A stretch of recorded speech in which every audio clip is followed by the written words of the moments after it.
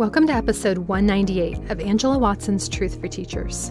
I'm your host, Angela Watson, and I'm here to speak life, encouragement, and truth into the minds and hearts of educators and get you energized for the week ahead.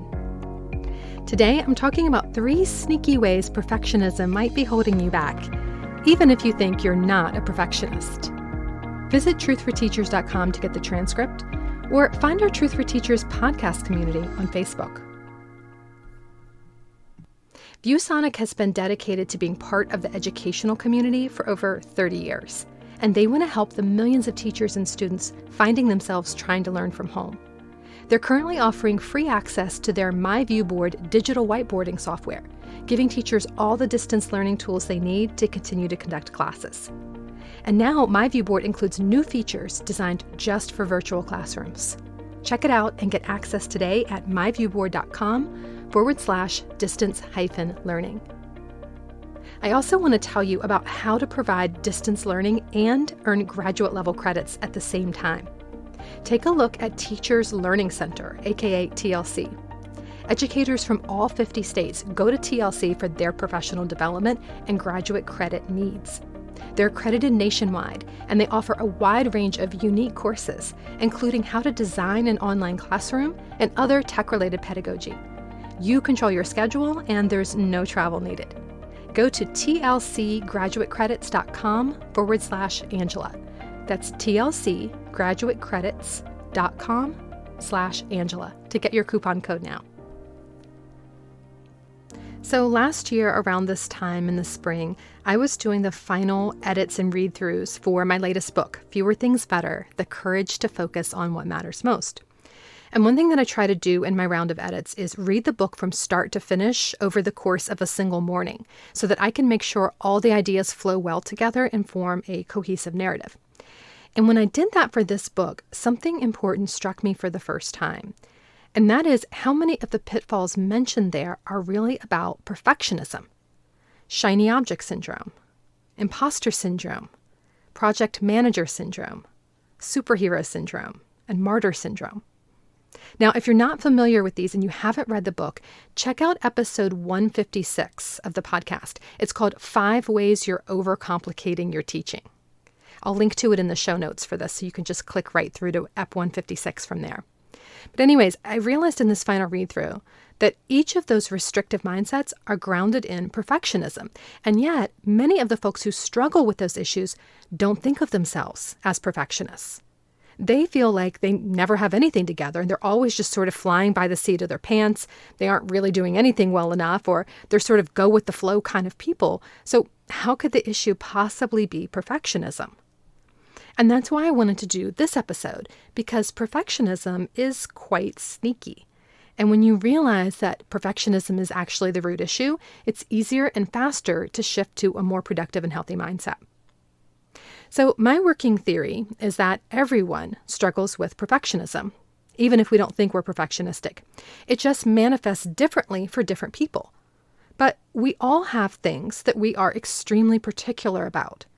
Even the folks who are really laid back, the folks who are really disorganized, the people who are really just go with the flow, they still have very defined preferences for certain aspects of their life. I think it's the root word perfect that throws people off, because very few of us really try to make everything be absolutely perfect with no flaws at all times. But perfectionism is not about needing things to be perfect. It's simply an all or nothing mentality. It's this idea that things have to be a certain way in order for me to be okay, or for me to be content or satisfied. So I'm going to share 3 thought patterns that you might recognize and explain how they're actually tied to perfectionism, and then talk about some ways to shift your thinking. The first sneaky perfectionistic thought is this: if I can't do something all the way, then there's no point in doing it at all. This is the mentality that keeps us from starting things. So maybe we're looking around at an area of the home or the classroom that needs to be organized, or we're looking at a pile of papers that need to be graded, or an email inbox that's bursting to overflow, and we think, I'm not going to be able to get through all of this now. I'm not going to be able to finish it now. And it's overwhelming to think about how much time this is actually going to take. So since it's too much for me to do right now, I'll just wait until I have more time. I don't want to just do a good enough job. I don't want to just make a dent in it. I have this standard in my mind of what the outcome should be. And I'm not going to bother doing this task if I can't do it all the way, if I can't do it exactly the way that I think it should be done. Well, that's perfectionism. That's holding yourself to an arbitrary standard of what is acceptable to you. The truth is that you can't give 100% to everything you do. And if you wait until you have a long, uninterrupted block of time to tackle a big project, those big projects are going to just keep piling up because you don't have that many long, uninterrupted blocks of time. If you reframe the situation, it's much easier to get started. Figure out the minimum viable product and work toward that, or set a mini goal for yourself. So for example, you might say, I know I'm not going to be able to grade all of these assignments, but if I relax my standard about writing a detailed piece of feedback for every single student, just for this one assignment, well, I could knock this one assignment out now. Success begets success. Productivity begets more productivity. So when you let go of the idea that you have to do something right or else it's not worth doing at all, you're able to get a lot more done. In reality, there just aren't that many things in life that are so important that we have to get to our level of perfection or contentment in order for the task to be complete. Done is better than perfect. The second sneaky perfectionistic mindset is this. I tried to get a new and better habit established, and then I forgot about it, or I slacked off. So I guess this approach just isn't going to work for me. You know what I'm talking about here, right? Where it's like, I'm going to work out 3 times a week, and then you skip 2 times, and then you give up on yourself. Your self-talk might sound like this. Now I haven't exercised in 2 whole weeks, so I feel weird about trying to start now. It feels like I'm just not going to be able to keep up this habit. I don't want to try and then fail again. This too is a perfectionistic mindset. You're expecting yourself to have a perfect track record, even though no one else has always had a perfect track record in everything they've attempted to do. I hear this mindset a lot with members of the 40-hour Teacher Workweek Club.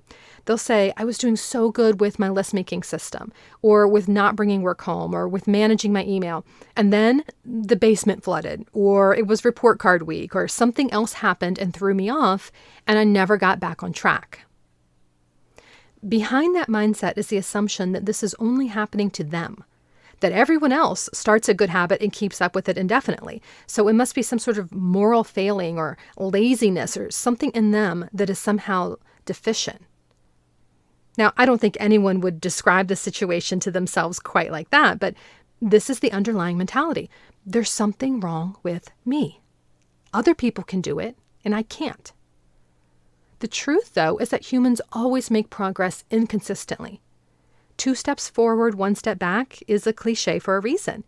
It's that way for our spiritual and personal and professional and relationship development.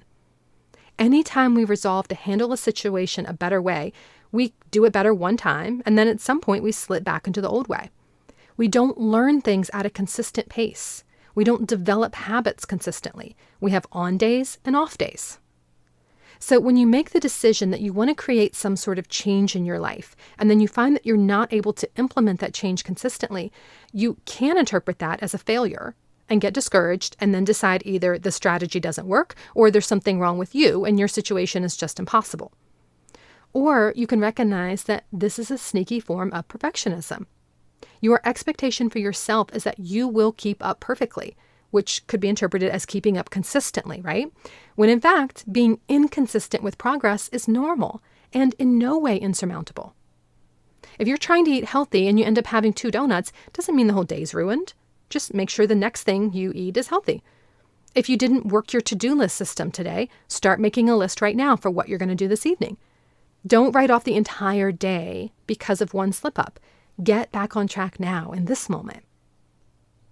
You see, perfectionism is not being able to be flexible and bounce back after you mess up.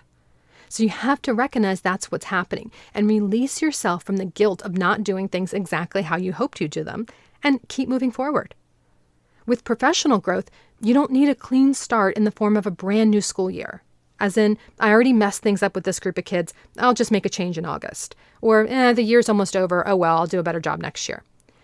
Don't wait until next month or even next week. because you'll just come up with more excuses and you'll raise your standards higher and higher for what you want to accomplish.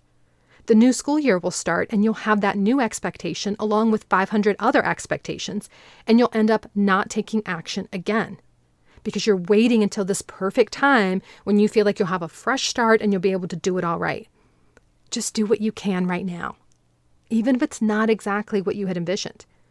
Maybe you can't get your whole file cabinet organized, but you could clear off the top of your desk and be happy with the fact that you did it now instead of putting it off until you felt like you could do the whole thing perfectly. The final perfectionistic mindset is this: I'm just not any good at that, so I'm not going to try. This sneaky form of perfectionism creeps in when we hear about something that created awesome results for other people. Most of us have a lot of stories around what kind of person we are, what kinds of things we do and we don't do, and so on. So what starts off as simple observations about our history and our preferences, observations that could enable us to live more authentically and happily, could turn into rigid rules where we don't allow ourselves to experiment or grow outside of our comfort zone. So for example, you may have a story that you tell yourself that you're just not good with technology, or you could never be organized, or having work-life balance is just impossible. This kind of mentality closes you off to possible solutions. You've already decided that if you try to do something new in that area, you'll fail. It'll be a waste of time, and you'll be either embarrassed or angry about the time and effort that you wasted. What if you told yourself a different story? What if you told yourself, I have struggled with technology in the past, but I know that learning this particular tool could ultimately save me time and better serve my students. I do have the ability to learn new things and stick with something when I really want it bad enough. This mentality does not allow perfectionism to hold you back. It's loosening those restrictions on what you think success is supposed to look like so that you can explore something new. If you're not a naturally organized person, your classroom next year will probably not look like what you see on Pinterest and Instagram. But that doesn't mean you can't get organized in your own way, in a way that makes sense for you, even if it isn't gorgeous looking to everyone else. You may not be able to have a perfectly clear desk or inbox zero every day, although I would actually debate you on that because I think that is possible for everyone. But I bet you do believe in your heart that things could be better than what they are now, if you release those standards of perfection. If you stop expecting yourself to be perfectly on top of every message in every paper 24/7 and stop writing yourself off as a person who just isn't a together teacher, I bet you can make incremental improvements. Change the story you're telling yourself. Recognizing perfectionism and reframing it is especially important in light of the pandemic that has turned our idea of normal upside down. You're having to adjust to new mandates and new policies and new curriculum approaches right now more than ever. And next school year is likely to be very demanding as well. It is not going to be exactly like school years of the past. So it's crucial to let go of these old perfectionistic stories that say, well, if I can't do it exactly how I want it to be done, then there's no point in even trying. I'm not going to even start. And the ones that say, well, I tried and it didn't go well, so I guess it's just not possible for me. And the ones that say, I'm just no good at that, so there's no point in doing it. If those stories didn't serve you well in the old normal, they're not going to work in the new normal either. The teachers who believed that work-life balance was possible for them before are also striving to make it happen now. The teachers who believed that prioritizing their self-care was essential before are also striving to prioritize it now. Your mindset can be the touchstone, if you will, throughout the pandemic and the various stages of normal that come afterward. Healthy, productive ways of thinking will help you thrive even when circumstances are constantly changing. Be determined to hold on to a belief that you are adaptable. You can learn new things. You can go with the flow. You can press through and do difficult tasks. That's going to help you get through this time and next school year as well. Your takeaway truth for the week ahead is actually our motto in the 40-Hour Teacher Workweek Club. Small changes add up to big results. However, small changes require you to let go of sneaky perfectionistic mindsets. If you feel like it's not worth doing something unless you do it all the way, and believe that you must switch permanently to a new system with no slip-ups and no falling off the wagon, and it can only be something that you're already pretty good at anyways, you're not going to be able to create the change you want. There's nothing wrong with you or nothing insurmountable in the way that you do life. Consider the perfectionistic thinking that's holding you back. Notice when you're believing that small changes aren't good enough, that what you really need is this massive sudden overhaul that you implement to your exact standard and that you continue to meet perfectly for the rest of your life. My friend, you are human, and that is impossible. Once you let go of what's impossible, you set yourself up for real success. We are currently giving away scholarships to the summer cohort of the 40-Hour Teacher Workweek Club's full year program. You can go to 40htw.com to learn more. So 40htw.com. We're giving away 50 scholarships this year. You can also check with your school to see if there are any unused PD funds. There might be some money that was set aside for a speaker or a conference that was canceled. It's likely that those funds have to be used by June 30th or else returned back to the state. So check to see if there's any funding like that available to cover your coursework as well. We can process a purchase order for your membership or even a membership for your entire team. So if you want support preparing for whatever is coming next school year, if you want to begin to get work-life balance habits in place and prioritize tasks and focus on what really matters, not only in life, but also in the aspects of your teaching that really move the needle for kids, check out 40htw.com. We can't go back to the way that things were. And honestly, the status quo wasn't working for teachers or kids anyway. So my vision is for teachers to be able to use this program to help them get through whatever is coming next in the fall. We've already had 32,000 teachers complete this professional development program, so I know that it works.